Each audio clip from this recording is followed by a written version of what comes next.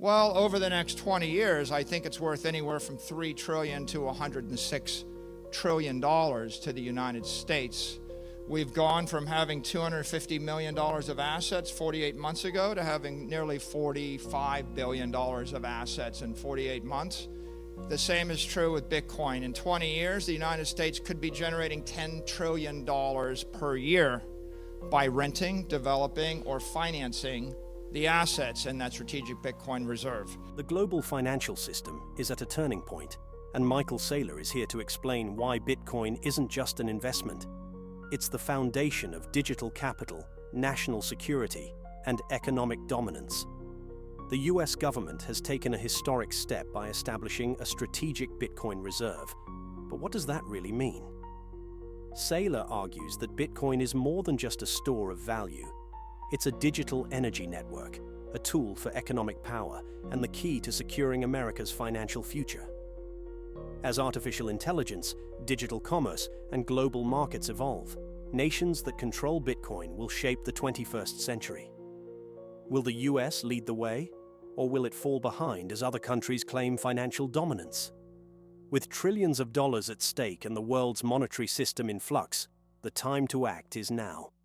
Stay tuned as we break down Saylor's bold vision, why he believes Bitcoin is the most important asset of our time, and how it could reshape the global balance of power forever. If you want to stay ahead in this financial revolution, hit that like button, subscribe, and let us know in the comments. Do you think Bitcoin will become the backbone of the global economy? The word strategic Bitcoin reserve to the casual observer they sound like a stockpile of an asset. To a closer observer, it sounds like a stockpile of the most valuable asset the human race has ever invented.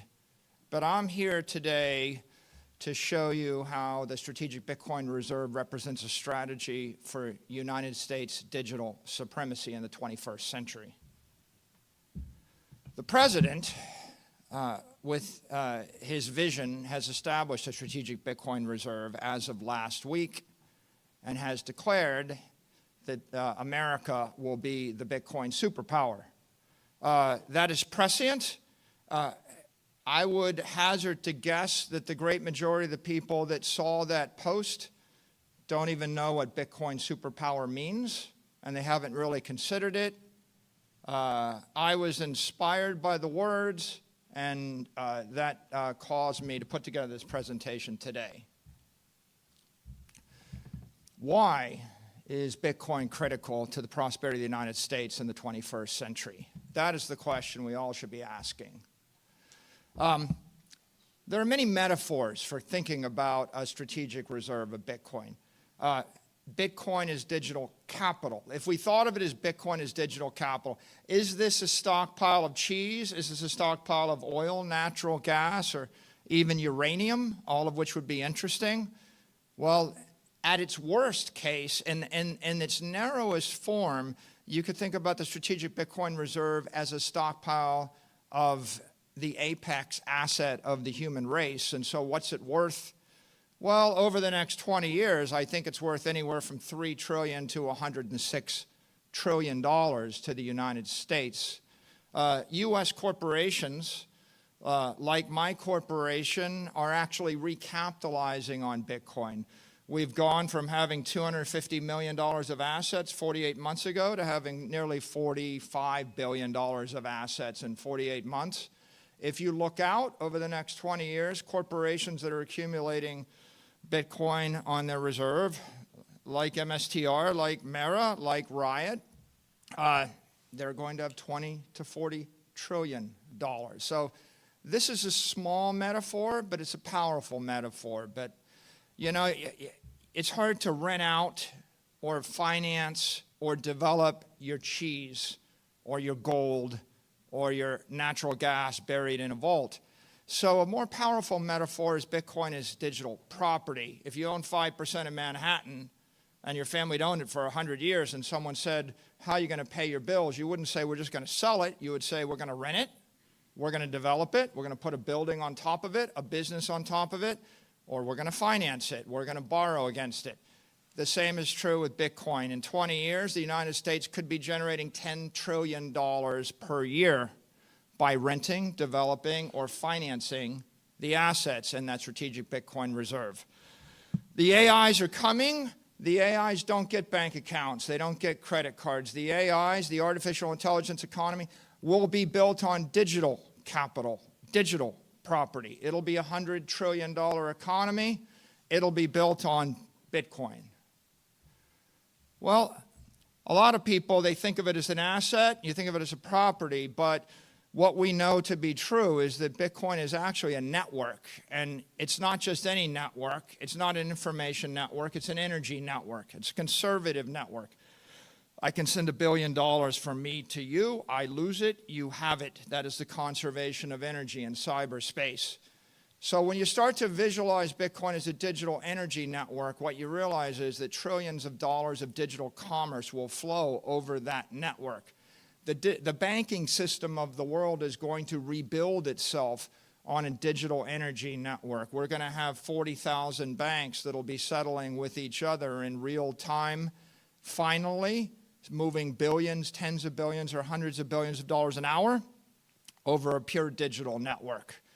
Right? So if you look at the world and imagine digital energy moving around the world, and then you ask the question, would you want to own it or would you want to ignore it? It's an important question. And of course, you know, I think some of you might have seen the cyber blackout of X yesterday and all the cyber attacks. The last and most important metaphor is when we have open digital energy flowing, it is a commerce network. But when we reverse that digital energy into a shield, it becomes a defense system. Bitcoin's a digital defense system. Bitcoin messages, data authentications, transactions, they're unstoppable, uncorruptible, immutable, immune to tampering by any known cyber threat. You can protect the United States commercial and military and financial systems behind a wall of digital energy. And that's exactly how we will do it. You know, even Elon Musk pointed out, the AIs don't know how to hack Bitcoin. They can spoof you out of your money. They can convince you that there's someone they're not. There's no way to trick an 800 exahash digital wall that's based on modern encryption. The AIs won't get through that wall. What's driving the growth of Bitcoin? It is the most powerful force in the world right now. It's growing nearly 60%. It's become the eighth largest asset in the world. It's about to become the largest asset in the world in the next 48 months. What is it? It's all of the smart money in the world running from risk, running from the past toward the future, from something less secure to something more secure.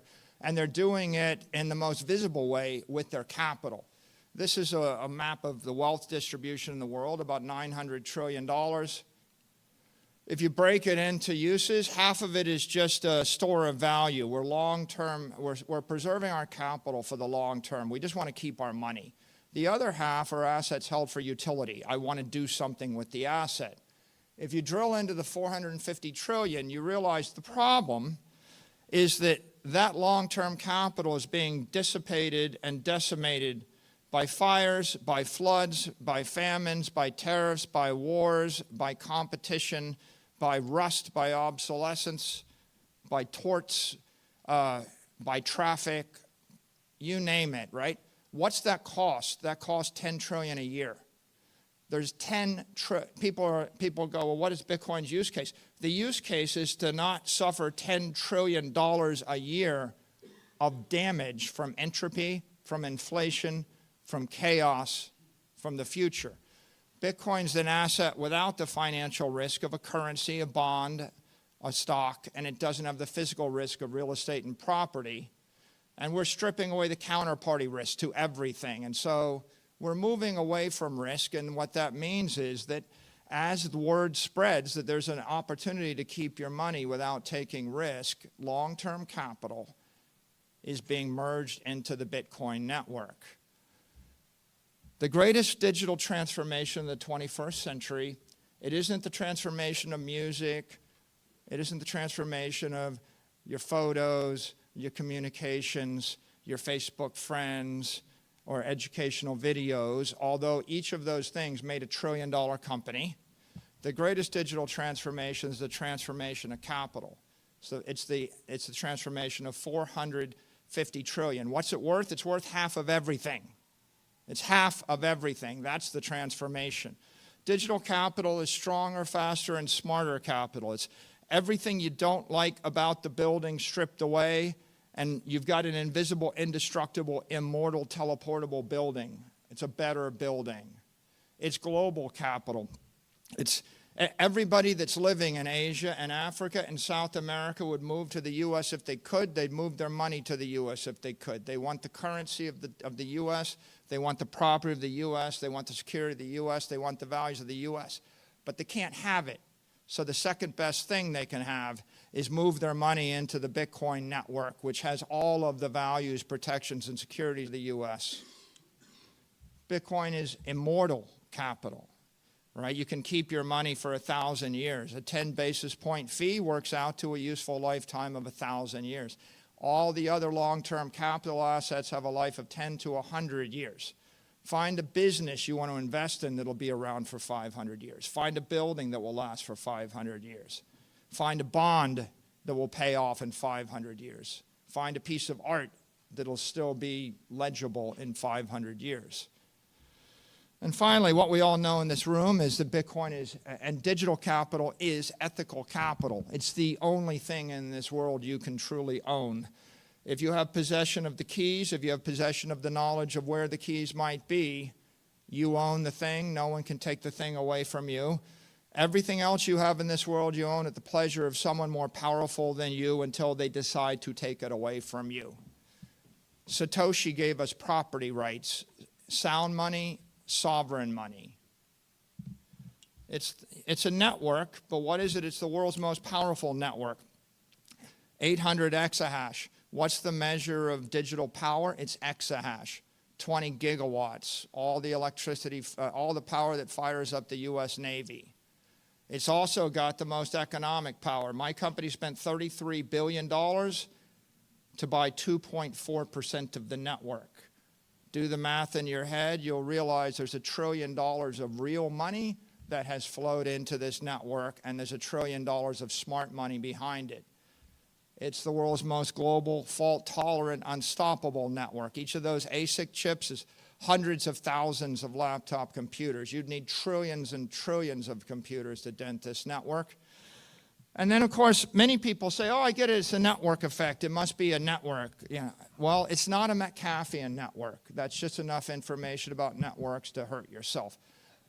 It's not getting more powerful with the square of the number of nodes. It's getting more powerful based upon the amount of mass, energy, and capital flowing in the network. It's a Newtonian network, like the solar system. When the white dwarf comes past your planet, it's going to suck the atmosphere off your planet. A white dwarf is not the same as an asteroid the same size. They are different. Bitcoin is the brightest thing in the financial universe, right? Heat and light. It's the most interesting. It's growing stronger. It's growing hotter. It's growing denser as it draws the capital of the world into its orbit. What capital? Physical capital. People are selling their buildings. Financial capital. They're going to trade out their low-grade bonds, their currencies in third world and in the second world. Foreign capital. They're going to sell their Siberian real warehouses and their Russian natural gas rights. It's drawing antiquated capital, the capital of the 20th century.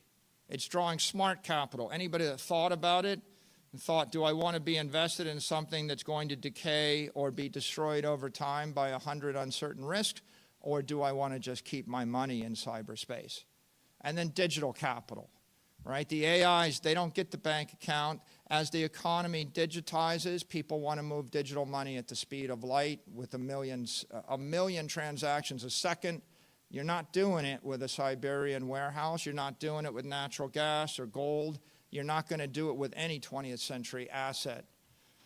Where is it headed? Well, there's an open source model. You can download it on GitHub called Bitcoin 24. Plug in your own assumptions. Our assumptions, well, Bitcoin's currently 22 basis points of the global economy. That's $2 trillion. Over 20 years, right now it's been growing about 60% a year.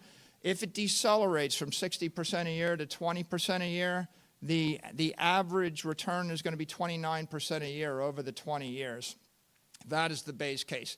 That arrives at a price of $13 million a Bitcoin in USD terms, or $280 trillion in the network.